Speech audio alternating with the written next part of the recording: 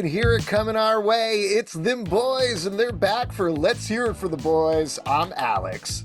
Is that a song? I don't know, and maybe you don't either. I'm Justin. I'm Pete.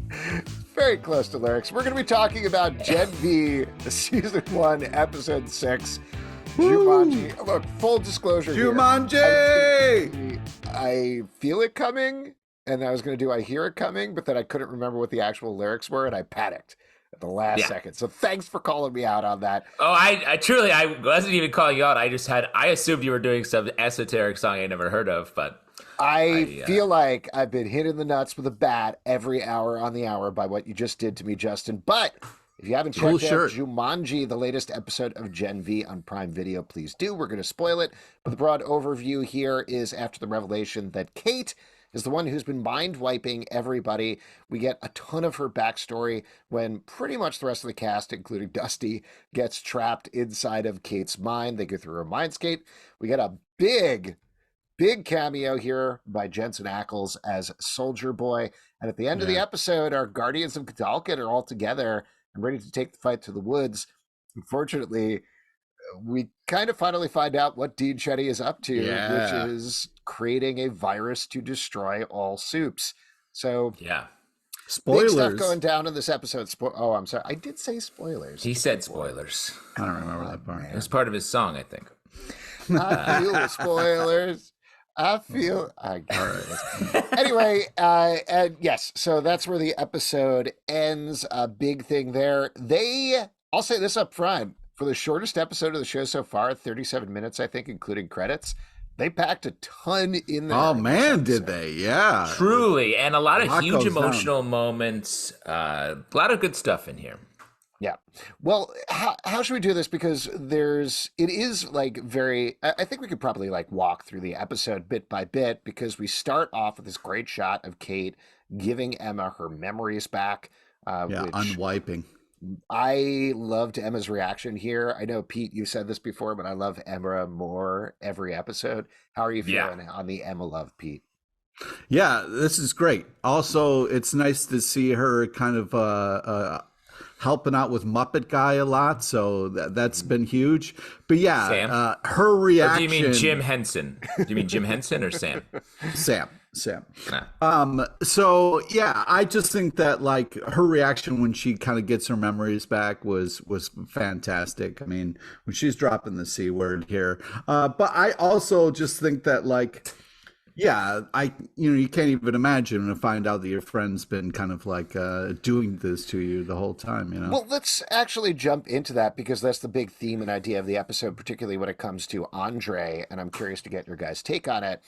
Obviously, Andre's like, nope, not going to talk to Cate. I hate her. This is what she always does. We get a lot of revelations about what's been going on with them in the background and even before he met them on this series over the course of the episode, ultimately leading to Andre basically being like, wake up, and talking to her and giving her the smack in the face that she needs to get out of this. Is Cate the villain here? Is she irredeemable? Do you think there's hope for her? What's your big takeaway on Cate from this episode? Well, I think Marie actually proves her hero bona fides at the end of the episode when she's at her truly most horrifying moment of her life. And she can get herself, she gets out of her own way in that moment to turn the camera on Cate and say, like, Cate, they did this to us. You're not to blame for it. Let's all work together, come out of this, and let's make it happen. So, which is huge. I mean, the fact that you have that all kind of go down in this episode is huge. I mean, I think in the real kind of, I would be like Andre, initially being like, fuck this is awful, get away from me. But yeah, it does say a lot to kind of like, no, she was being controlled. And then you got to go back in the memory and see that the evil Dean has been feeding her pills and kind of like evil puppet mastering her the whole time. Yeah.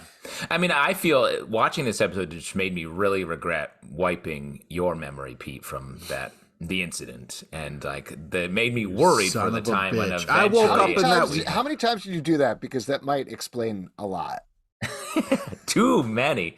Well, because we were like, let's wipe this part. Then we were like, we should wipe a little bit more. And then we were like, oh, let's wipe all of it. And then we were like, no, let's unwipe some of it. It just got complicated. And all because Pete wasn't there to meet Thomas Jane. Oh. No, I do think it's, all our dirty laundry is coming out now.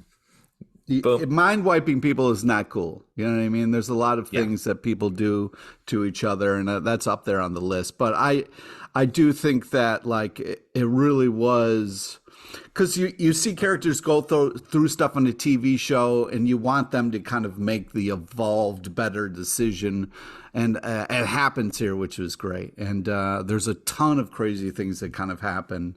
I'm a little worried about Sam, where Emma kind of turns into a puppet in the middle of things. But man, that doesn't happen to you when you're doing the deed. You know what I mean? No, that happens to you. Yeah. Wow. On a regular basis, I get the reverse. Work, right? They got that hole in the bottom. What else is it for? What else are you going to put in there? You know, Alex, I think you've just been having sex with puppets. Just to be clear. I don't think there's any psychological thing. Right. See, I get the reverse. When I'm in the middle of having sex, I turn into a puppet. Oh, classic. Wow. Oh, wow. Just turned into Owen Wilson for a second? I don't know what's going on. Because he's having sex right now. Yeah. So he's turning into Owen Wilson. Do you think Owen Wilson says that during sex? Oh, wow. Wow. I bet he doesn't say that ever. I bet he's done saying that, as a matter of fact. We're getting too far afield, and I said we were going to walk through this bit by bit, but I do want to talk about the Cate of it all as well, because I was struck by two things here that tie into discussions we've been having on the podcast. One is that Cate's story continues to drive home how this is essentially the boys' version of the X-Men, same as Marie. She has this tragedy back in the day where she gets her powers. She's trying to grapple with that and explore it. Cate is the same way. You know, we knew that she sent her brother away, but really seeing the arc of that, seeing her mom locked her in her room with a metal door, with a, steel bolted down door. She's taking these pills. She has to wear these gloves. I think we mentioned it before, but it's very Rogue coded in the way that she's treated in this episode. And Rogue from the X-Men started as a villain before she became one of the greatest X-Men. She became an Avenger, and that is still a past that she always grapples with, or often grapples with in the comics whenever they want to return to it. And I think we got the same thing here, which ties into the second point we've been talking about, that Pete always gets angry at me whenever I say this, but there are pretty much no villains in the boys' universe. There are some abjectly evil people, like Stormfront. Evil. She's a Nazi. But there's even points when you get to understand where Stormfront is coming from, even if you Homelander also evil. Yes, Homelander also evil, but also broken by circumstances that have happened to him. But there is something like intrinsically wrong about Homelander. But across the board, all of these characters, we find nuance, we find flavors, we find difference, and I think that's what we're getting. Except for what? Well, the Dean. No, she's clearly evil. No. This gets into pure speculation. What were you going to say, Justin? I was going to say two things. I think the villain of the boys is always, and Gen V is always society or culture or the things that we as a species, or the people who abuse power and then make horrible decisions with it. Yes, but even like to Alex's point, at a Homefront or Stormfront is like the worst maybe villain. And even after she is beaten, she we see her, the camera lands on her a lot, and you're meant to feel sad for where she is, even though she is like this great villain. So like, I agree. Like it is even the worst we get to feel sympathy for at points, or the show wants us to, whether we do or not is I guess up to us. But I do agree with Pete. So far in the show, the Dean is escalating to pure villainy. And this episode clears all that up. Like, she kills that lady. She's like, oh my God, you see this poor woman on the floor going, Betsy. And then she's like, can you turn it up to 11? And then after she dies, she's like, great, now we're finally getting close to getting this thing to wipe them all out. And it's like, oh, okay, so she's been the worst the whole time. This gets into pure 100% speculation here for the last couple of episodes, but I feel pretty confident we're going to get a very similar thing with Dean Shetty, where there is a reason she wants to kill all supes, and it's not that she's just an unrepentant asshole. Something happened with her. Something happened in her past. I think that's something that has led her to this point of power. She's clearly not working directly for Vought. There's something else going on, and I think it ties in a little bit. There was that moment when Tech Knight looks at her, he's like, well, you're human. And she gives like a little look. I don't think that means she has superpowers, but I do think it means she hates all superheroes and everybody with Compound V for a reason that we don't understand. Maybe somebody in her family died. Maybe she had a kid who she gave Compound V and that kid died or left. Before we just spin out into speculation here, let's just deal with the stuff that we know. Too late. So they're in the room and they're like, anybody who is a supe who gets near this. So she can have superpowers because she was in that room with the doctor breathing it all in. So, and by the way, that's the same thing when you go to like Hale and Hardy. If there's somebody really sick near a supe, you do not want to get near any of that supe. Yeah. Soup's a known carrier to a lot of viruses. Especially your more fragrant soups, your minestrones. Why are you hating on soup right now, dude? Soup has done nothing but love and try to support. I love soups. I've always loved soups. I would never say fuck soups. Thank you. I agree. Other people are out there saying it. Yeah, 100%. But let me also say that, though, yes, I do think that Dean not superpowered, but will be revealed to have a reason. And honestly, I think she's going to end up being a lot like a character we perhaps know and love named Butcher. Exactly. What? No, I think that's 100% a good theory. Is that Butcher I don't want to root for the always Dean. On the edge of going too far, and he's like, "We got to kill all supes." Huey is the person who draws him back. The rest of the boys are the ones who draw him back and pull him back from the edge. And every season, he just goes farther and farther and farther in his war with Homelander and his war with the supes. And yeah, I think that's actually a really good comparison. I don't think they'll underline it because I don't think we're going to have Carl Urban show up in the finale potentially or anything like that. Maybe. I mean, maybe. But I think him being like, crikey, wow, this lady was similar to me methods, but I learned to let it. Like, that's not going to happen. Instead, I do think. But maybe. Yeah. No, maybe she could be working for Butcher, and maybe she's just going rogue now, because you see Dr. Cardosa at the top of the episode. He's like so cocky, so like, I'm crushing it. Let's get. He wants like a Pulitzer or something, Nobel Prize for soups.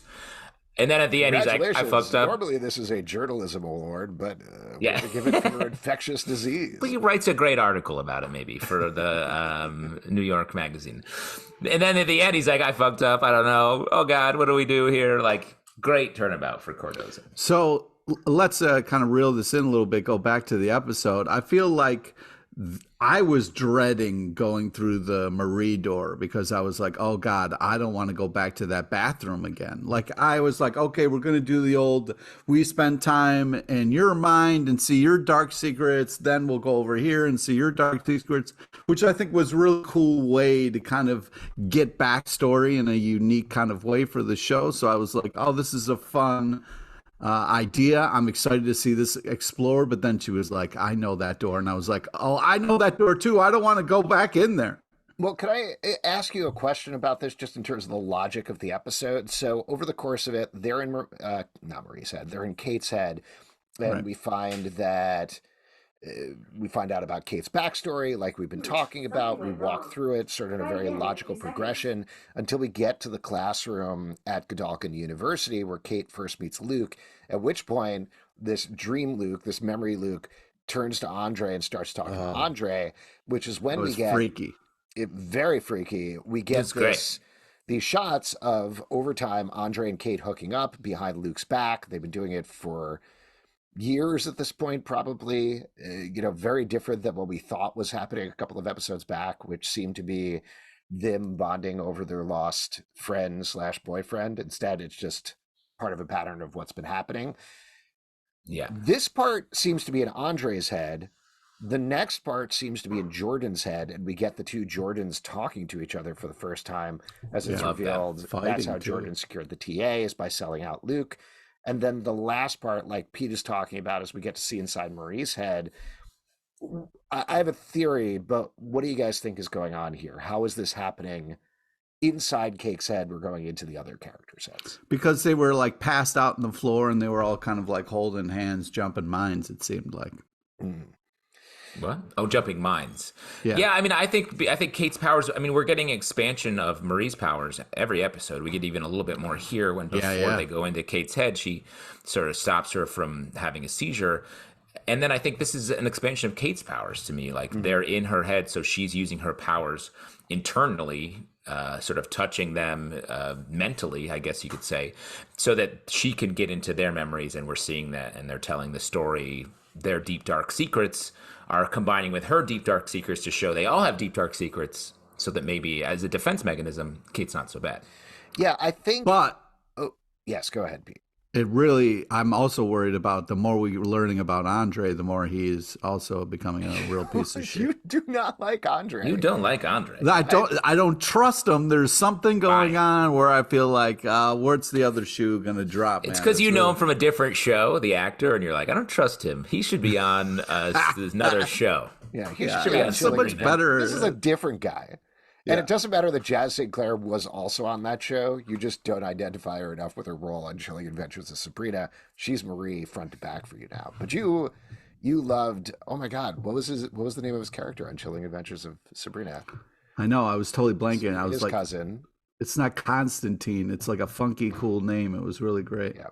Anyway, Justin's going to look it up while I talk about the thing with Cate. Here's what I think is going on. They're not explicit about it, but they do lay the breadcrumbs there.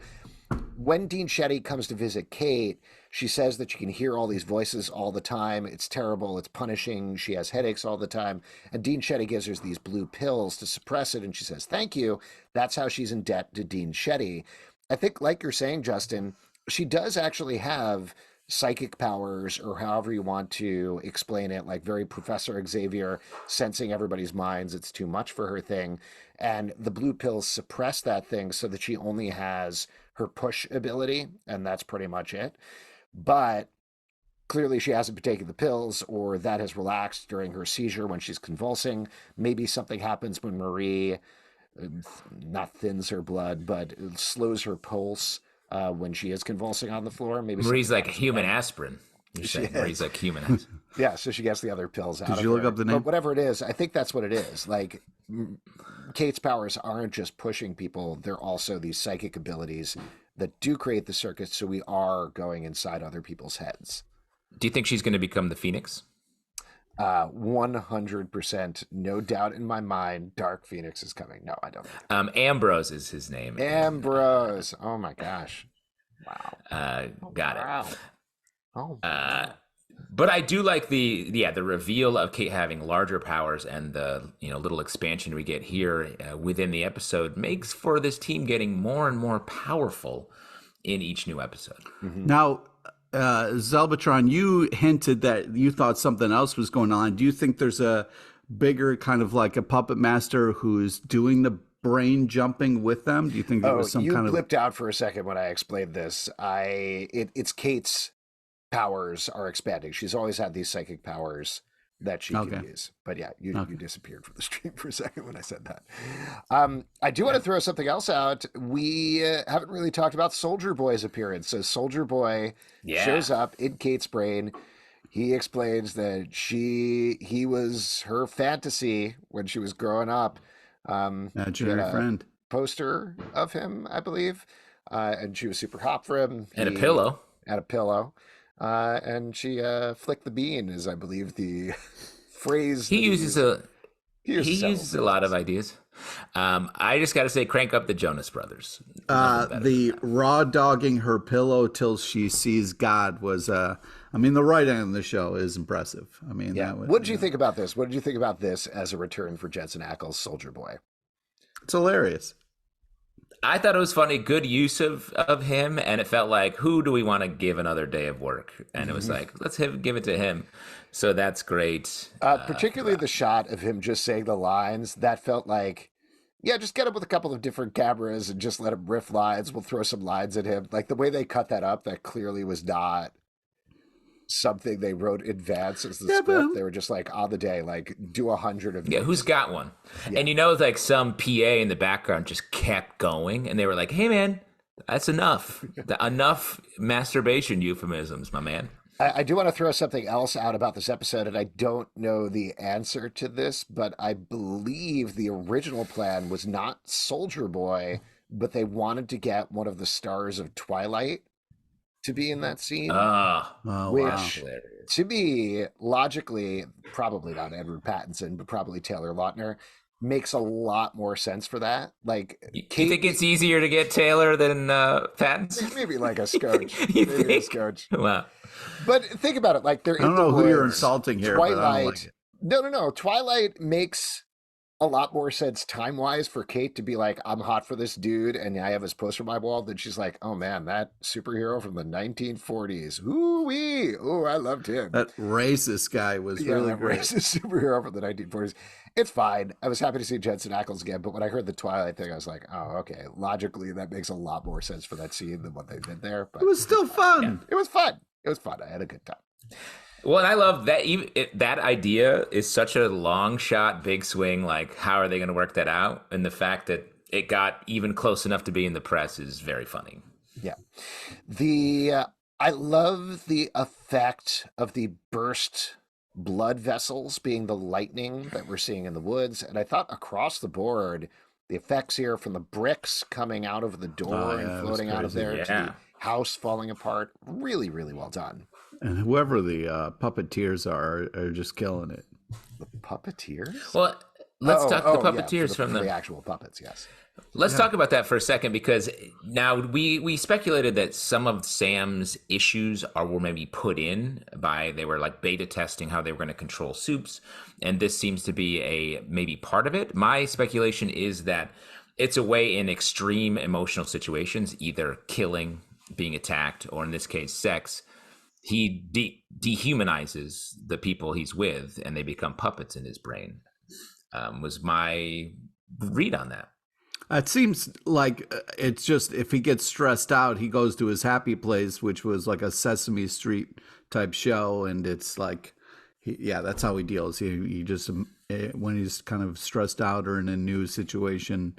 I still want more of it. Like, it's fun. And the sex scene with the puppet is very funny. I loved having the puppet's head just do the Titanic on the glass thing. Very hilarious.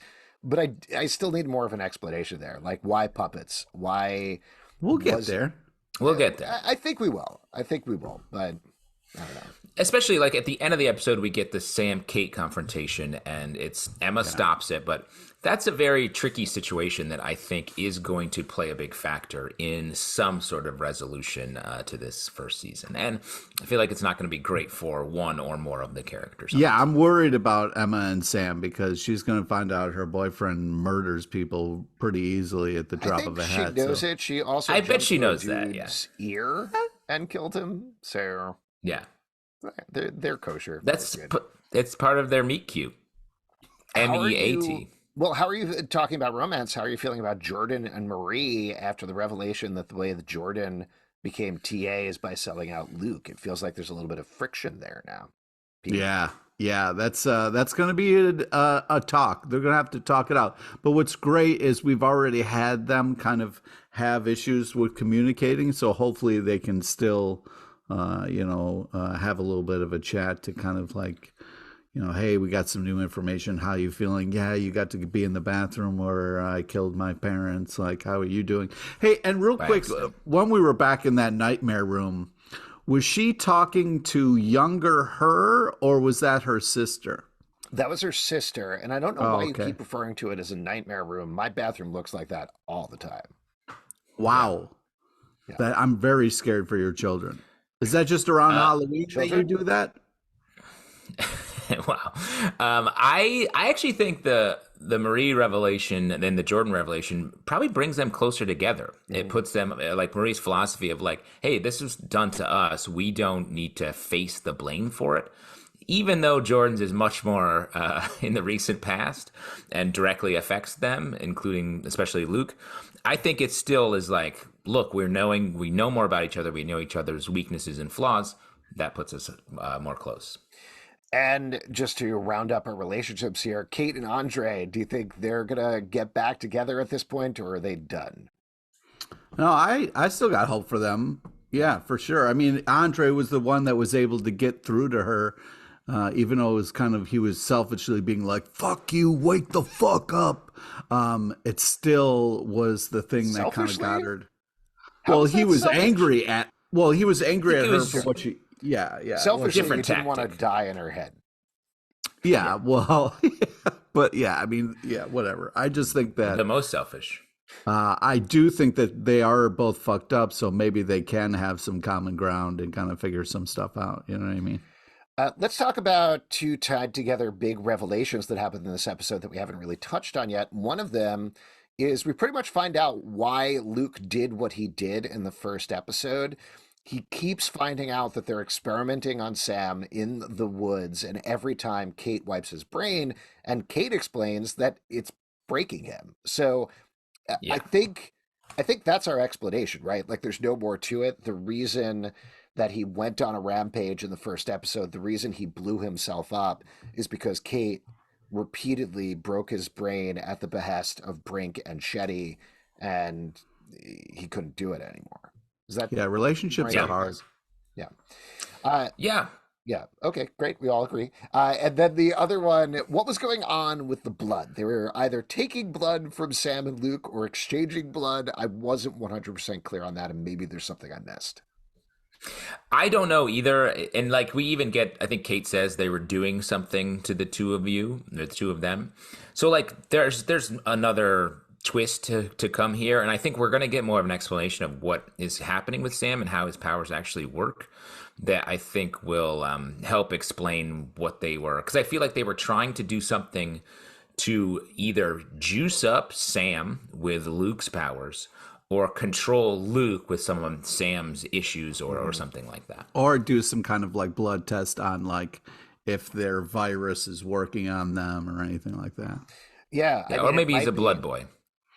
Because they seem to be super blood boy, because he does see both of them seem to be super strong. It could be testing the virus, or maybe inoculating. No, that's the wrong word, but incubating the virus inside of them, something like that. Yeah, or maybe they were just getting some blood work done and checking their vitamin C levels, stuff like that. It was the yearly checkup. Vitamin C. Any other notes for the episode? Any other things you guys want to call out? A couple things. Yeah, I feel like first up, Dusty. He's dust. Rip Dusty. Later. So sad. Peace. Thanks for showing up. Not a lot of. That was the red shirt guy for sure. He showed up and you were like, oh, he's not supposed to be here. This isn't going to go well for him. Yeah. He even said a couple of times, like, why am I even here, guys? I don't even know you guys. So, yeah, you knew. Unceremoniously wiped out. Almost unreferenced after the fact that he also, they all stepped up. They're like, we're fine. Hooray, we got our powers back. Dusty, meanwhile, is hemorrhaged out, I guess. Still dead. Floor. Yeah. I guess. But I did like his line, I haven't been to class in years, and it's them in class in the past. Was funny. I just want to shout out, I loved the scene in Jordan's memory when you see the way they put both actors that play Jordan, and they're both reacting at the same time. Just really well directed. I love that. I felt like, as a choice, and tell me if you felt the same way, I felt like they almost directed it in the way you would with a singular actor, that it wasn't like they were very purposeful and not eventually building up to them talking and looking at each other and being in the same frame, but it was mostly, one with the back turned and the other one forward, exactly what you do with a body double, which I thought was a really interesting choice. It was cool. I thought that was just really well done. And to, like you said, to let both actors playing Jordan be in each other's faces, I thought was really cool. And then the only other thing I want to say is the way that they just talk about Compound V in this show versus The Boys. In the past, it was like these parents wanted to just supercharge their kids, and like they tried it out. And in this, the language is a little different. In this episode, they say that the parents were doing this to make money. Mm-hmm. And so I think that really puts it just satirically in a different place. In Gen V, it's really about showbiz or like social media, or parents who are just trying to do something to take advantage of their kids in whatever way, like pushing them into business maybe before they're ready. I thought it's a small tweak, but I really like it, and it really plays into the larger theme of this show, and I wonder if that's the way it's going to be going forward in the Boys universe. Pete, what about you? Anything you wanted to shout out? Yeah, a couple things. First, I really love this bit of like when the episode ends and they play like this perfect kind of like kick-ass song to kind of amp up the mood. They've been really killing it, and I just think it's a fun thing that they do every episode that I'm enjoying. Also, I'm just worried about somebody who has a kid and they send them off to college for the first time, and now they got to worry about evil deans just doing horrible things to them. You know what I mean? Sure. I mean, I do know what you mean. That's what the show's saying. Yep, there you go. Well, why don't we wrap up here and talk about who was best boy in the episode? Pete, you got a pick for best boy? Yeah, I mean, I'm going to go with Emma. I think she's holding everything together, and it's I'm pulling for her and Sam, and I loved her reaction right at the top of the show. Cool. Justin, what about you? You got a best boy for this episode? I'm going to go with Marie. I feel like she continues to become the hero that the show, the unlikely hero at the beginning of the season, from a character and powers perspective. She didn't really have a lot going on, and they've just really done a great job building her up till this episode. She can really stand tall. Yeah. And I'm going to go for Dusty. Dusty was best boy in this episode. He partied hard. He was truly the Spuds MacKenzie of the show, and like Spuds MacKenzie, he is... Oh, that's so true, Alex. Well, anyway, I guess we could wrap up there. If you'd like to support this podcast and all the podcasts we do, patreon.com/Comic Book Club. Also, we do a live show every Tuesday night at 7 p.m. to Facebook and YouTube. Come hang out. We would love to chat with you about The Boys and Gen V. Apple, Spotify, Android, or the app of your choice. To subscribe, listen, and follow the show at Comic Book Live on Twitter/X, Comic Book Club Live on TikTok and Instagram, comicbookclublive.com for this podcast, and many more. And I hear it feeling. I hear it. Man. Ugh, I just can't do it. You know what? I know we usually wipe Pete at the end of every podcast, but I'm going to take a wipe on this one, too. Just because of this song. I'll take a wipe.